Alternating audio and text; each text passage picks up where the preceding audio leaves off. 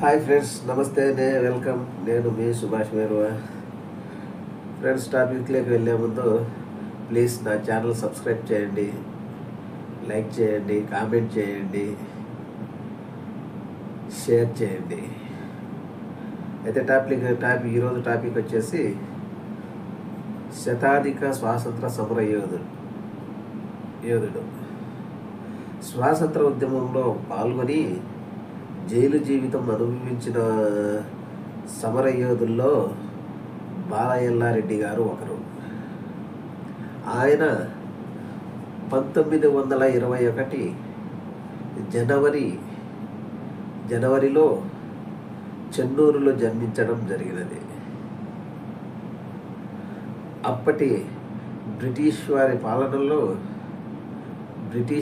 పాలనను ఎదిరించి ఉద్యమంలో పాల్గొని కొండపేట బ్రిడ్జి కూల్చేయడం జరిగినది. జిల్లాలో 15 మంది స్వాతంత్ర సమరయోధులు జైలు జీవితాలు అనుభవించగా వారిలో ఇప్పటికే 14 మంది మరణించడం జరిగింది.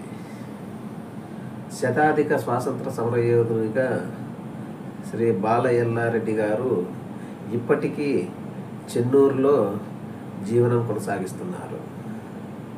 ఈ ఇండిపెండెన్స్ డే సందర్భంగా ఆయనకు అందరూ శుభాకాంక్షలు తెలిపాలి.